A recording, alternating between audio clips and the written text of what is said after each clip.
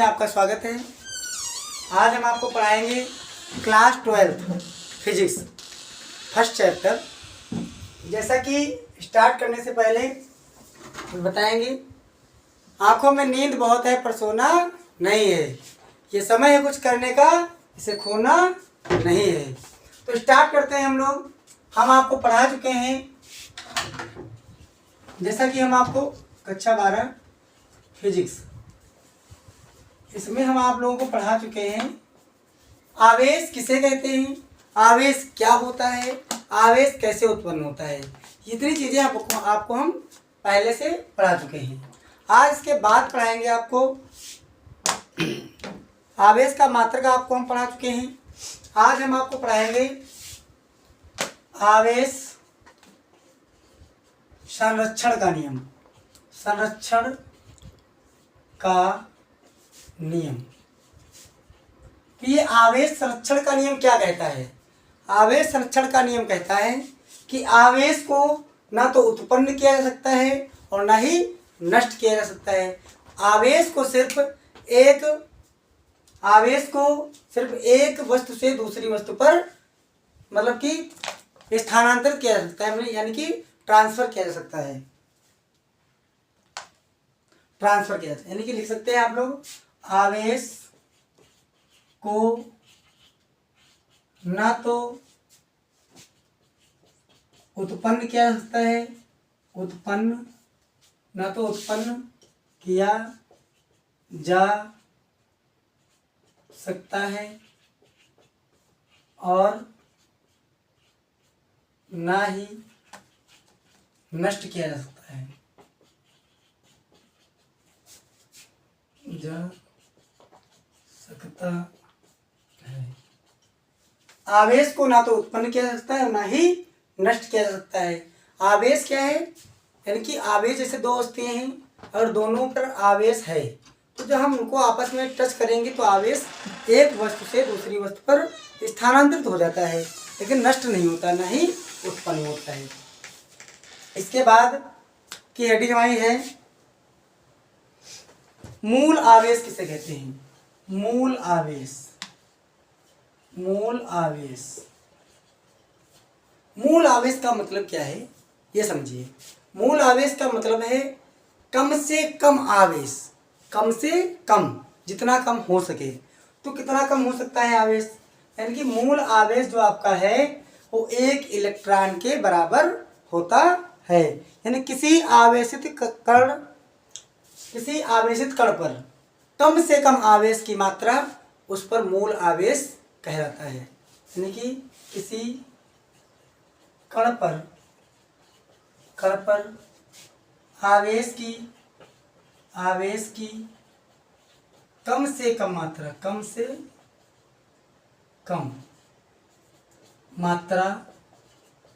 मात्रा मूल आवेश कहलाती है। मूल आवेश कहलाती है। और मूल आवेश होता कितना है, मूल आवेश जो होता है आपका, मूल आवेश जो है आपका, ये 1 इलेक्ट्रॉन के बराबर है। यानी 1 इलेक्ट्रॉन पर जितना आवेश होता है यही क्या है, मूल आवेश। और 1 इलेक्ट्रॉन पर कितना होता है आवेश, 1.6 × 10⁻⁹ कूलम। ये 1 इलेक्ट्रॉन का आवेश है। इससे कम आवेश किसी वस्तु पर उत्पन्न नहीं हो सकता है, क्योंकि ये मूल आवेश है। इससे ज़्यादा हो सकता है, मान लो इसका 3 से गुणा कर दे, 10 से कर दे, 100 से कर दे, 1000 से कर दे, कोई दिक्कत नहीं, लेकिन इसको तोड़ा नहीं जा सकता है, इससे कम नहीं हो सकता है। ये बात समझ में आ गई होगी, उम्मीद करते हैं। तो मूल आवेश हो गया आपका ये। अगली हेडिंग क्या है, पहली हेडिंग ये होगी, दूसरी ये होगी, तीसरी हेडिंग क्या है, क्वांटीकरण का सिद्धांत, यानी आवेश का क्वांटीकरण। आवेश का क्वांटीकरण ये क्या होता है, क्वांटीकरण, कैसे समझेंगे इसको। क्वांटीकरण का सिद्धांत ये कहता है, कि जो आवेश होता है तो क्वांटीकरण के सिद्धांत के अनुसार आवेश को अनिश्चित रूप से विभाजित नहीं किया जा सकता है। आवेश को अनिश्चित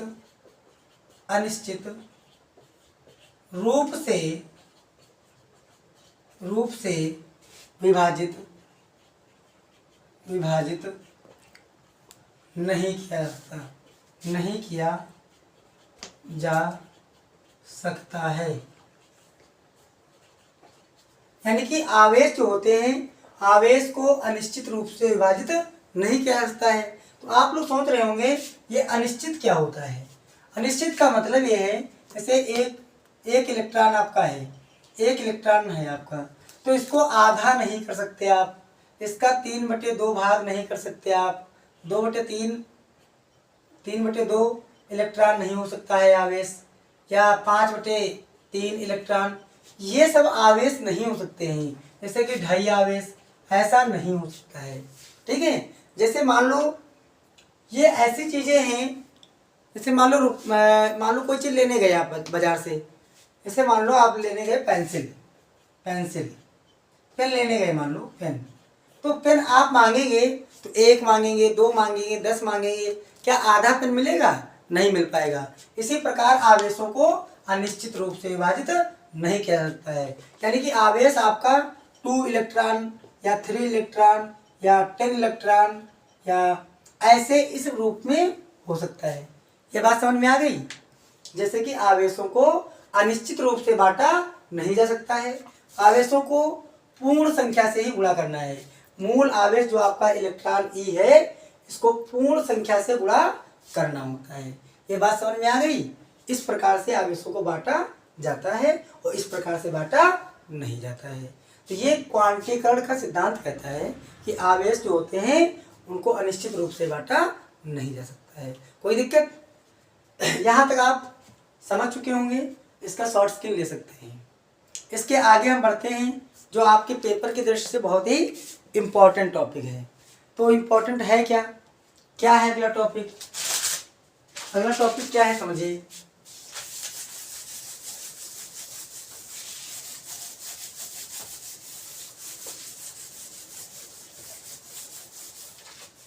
अगला टॉपिक ये है कूलाम का नियम। ये आपके पेपर की दृष्टि से बहुत ही इम्पोर्टेंट है।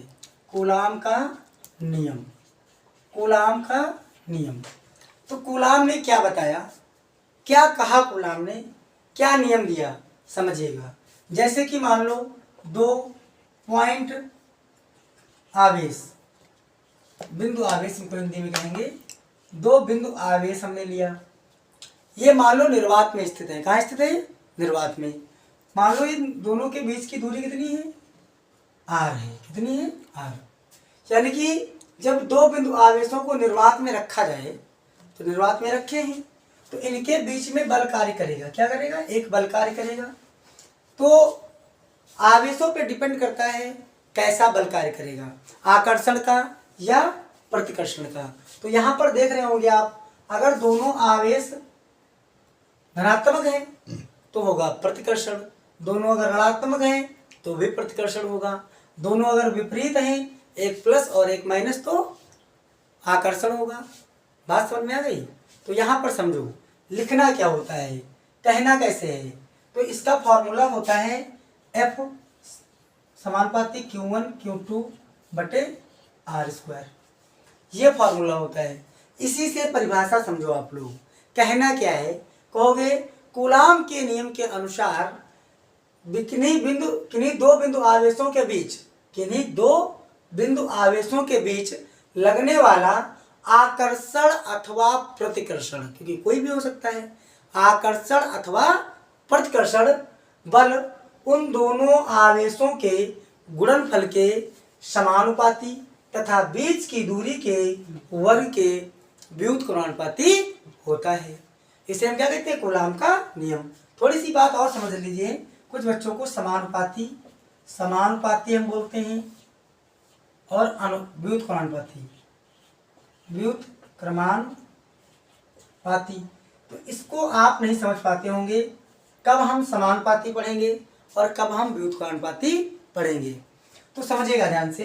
इसे लिखा है F Q1 Q2, बात को ध्यान से समझना, ये बराबर में लिखा है, बराबर में लिखा है तो समान है, और समान है तो क्या कहोगे, समानुपाती, समानुपाती कहोगे।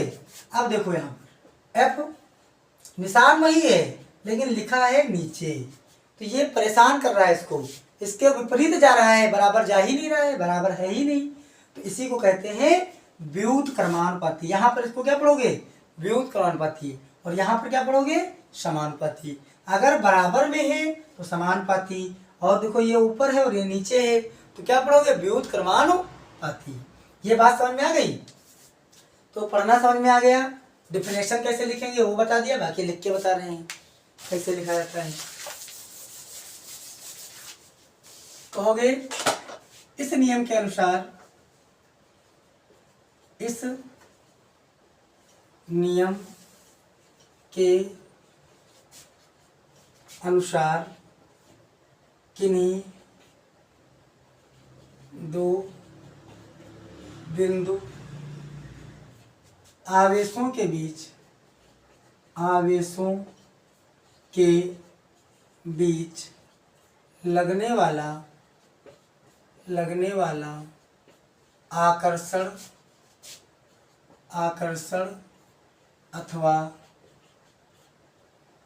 अथवा प्रतिकर्षण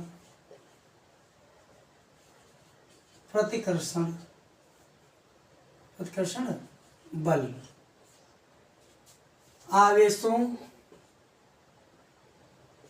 आवेशों की मात्रा के गुणनफल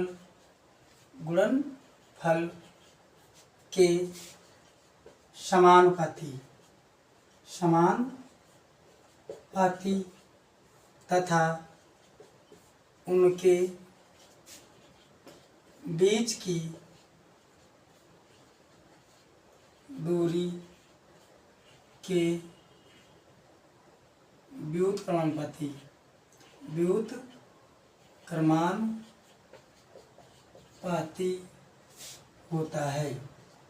होता है।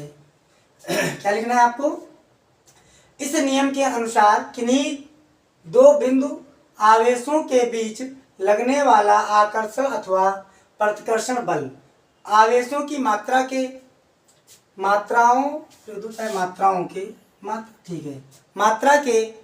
गुणनफल के समानुपाती, गुणनफल के क्या है, समानुपाती, तथा उनके बीच की दूरी के वर्ग के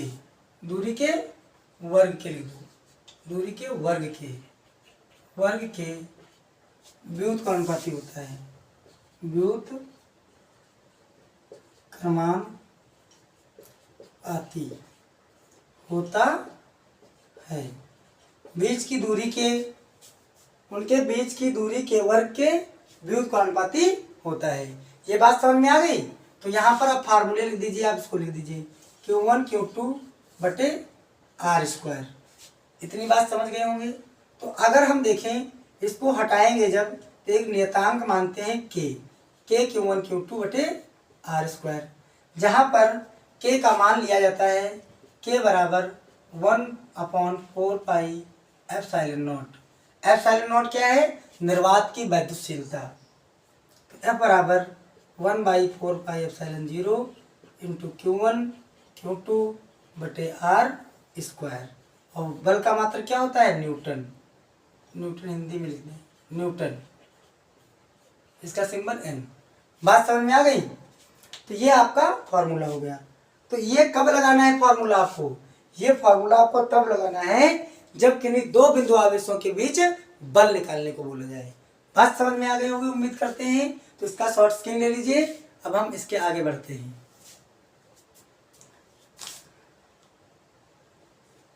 देखिए, तो इसको रब कर रहे हैं, मिटा रहे हैं, आप ध्यान दीजिए अगले।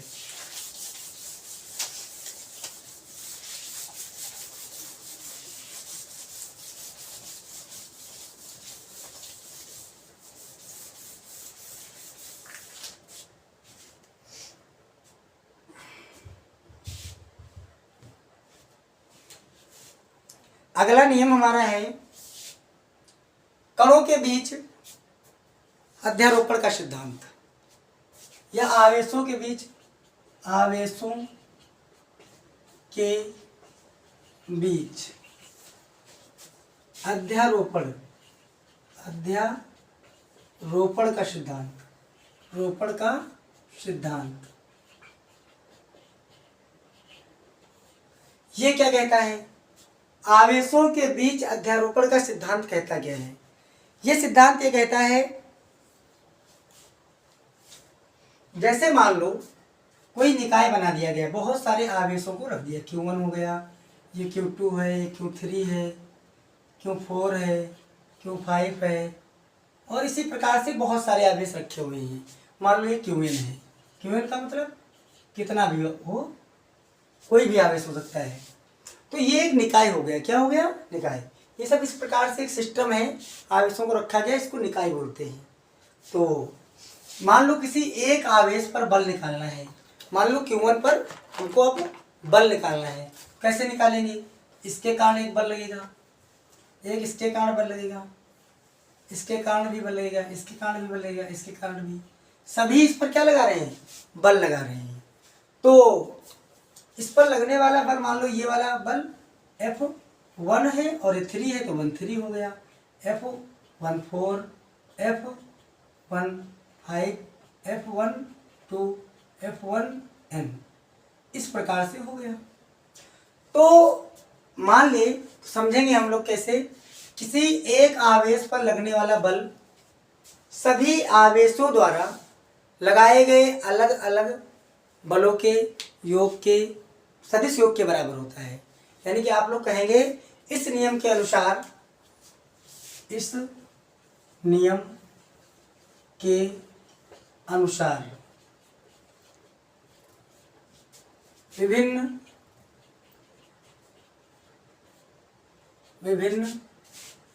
आवेशों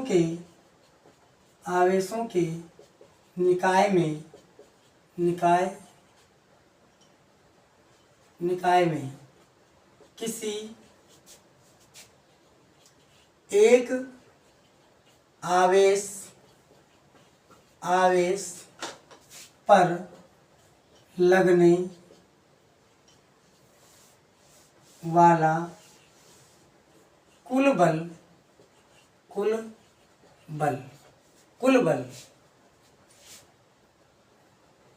अन्य सभी आवेशों द्वारा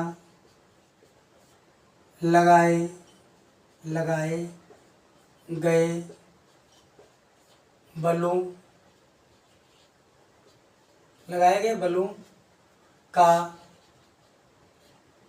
बलों के सदिश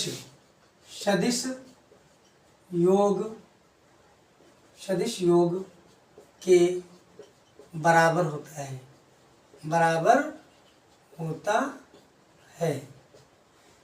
समझिएगा ध्यान से। इस नियम के अनुसार विभिन्न प्रकार के विभिन्न आवेश हैं, अलग अलग मात्रा के मान लो आवेश होंगे, विभिन्न आवेशों के निकाय में, ये पूरे निकाय में किसी एक आवेश, मान लो Q1 पर, किसी एक आवेश पर लगने वाला कुल बल, जो इस आवेश पर लगने वाला कुल बल होगा, तो वो अन्य सभी आवेशों द्वारा लगाए गए अलग अलग बलों के, लिख सकते हो यहाँ पर, लगाए गए अलग अलग बलों के सदिश योग के बराबर होता है। बात समझ में आई होगी उम्मीद करते हैं। तो इस पर लगने वाला बल मान लो F है, कितना है? F जो है वो बराबर किसके होगा?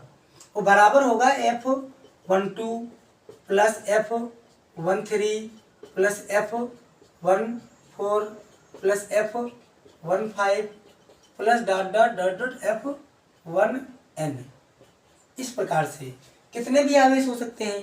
तो बताया गया ये एक निकाय है।